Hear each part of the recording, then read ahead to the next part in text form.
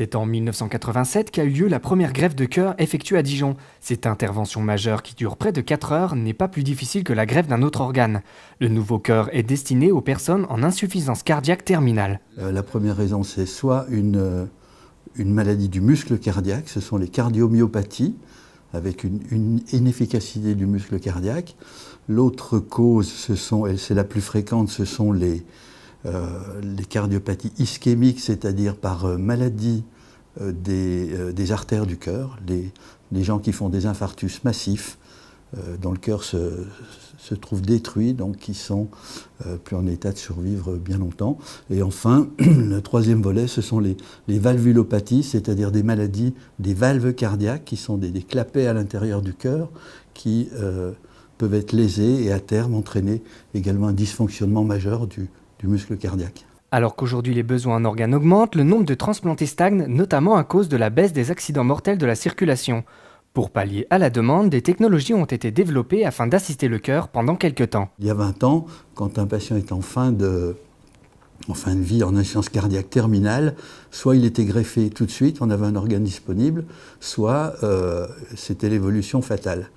Actuellement, quand on a quelqu'un qui est en fin d'insuffisance cardiaque, si on n'a pas d'organe disponible, on peut le mettre sous assistance. Je vous ai préparé quelques petits modèles d'assistance. Vous voyez, ça a révolutionné un petit peu la greffe cardiaque parce que les gens peuvent attendre qu'un cœur soit disponible.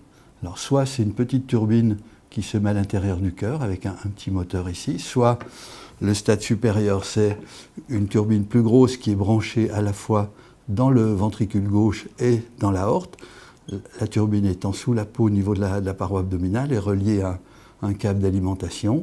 Si on a un stade de plus, on a un autre type d'assistance qui est vraiment le stade ultime de l'assistance. C'est un appareil, on peut mettre sur les deux ventricules, et ça c'est externe, c'est-à-dire c'est pas sous la peau, et ça permet aux gens de patienter quelques semaines pour avoir une greffe cardiaque. Donc du coup, les gens qui sont sous assistance sont mis en liste d'urgence, et on n'a pratiquement maintenant que des patients en liste d'urgence, ce qui fait que les patients qui vont relativement bien n'ont pas de possibilité d'être greffés, parce que les urgences passent d'abord.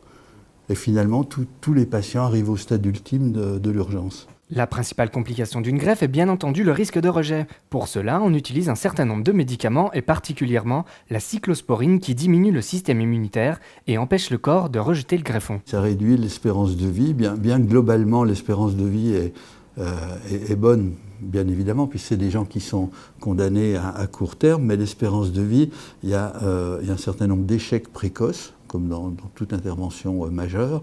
Et ensuite, il y a un plateau de survie qui est à 80% à 10 ans. Donc c'est quand même extraordinaire pour des gens qui sont condamnés à brève échéance.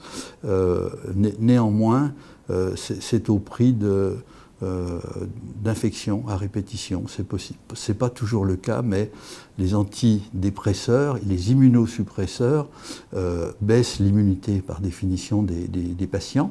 Donc ils sont plus sensibles à toutes les infections et ils sont également plus sensibles au développement de tumeurs, de cancers. Né avec une malformation cardiaque, Philippe a été transplanté en 1996. Depuis, il vit une vie normale et s'adonne à une pratique sportive.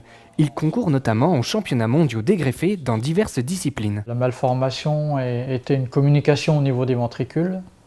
Donc le sang pur se mélangeait avec le sang impur. Et entraînait que je n'avais pas de moyens physiques pour vivre normalement, quoi. Donc, il y a bien eu des tentatives de correction de cette communication, mais en grandissant, le cœur s'est déformé, comme c'est un nerf, il s'est déréglé, et voilà, quoi.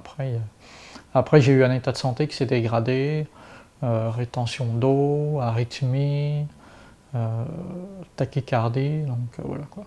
L'après-greffe, ça a été un peu une renaissance, quoi. J'avais des moyens physiques pour travailler, pour Avant, j'étais un peu dispensé de sport, donc j'ai pu faire certains sports, goûter au ski de descente, participer au jeu des greffés, quoi. Faire du badminton, faire certains sports que je n'avais pas l'habitude de faire avant, quoi. Pour moi, c'est montrer que la greffe marche, et puis de faire marcher ce cœur, quoi. D'avoir aussi une pensée pour le donneur, voilà, quoi, de dire voilà, je suis capable, grâce à lui, de faire des choses que je ne faisais pas précédemment. Voilà, quoi. Que chaque petite médaille récoltée, voilà, quoi, c'est un peu un don pour lui, quoi.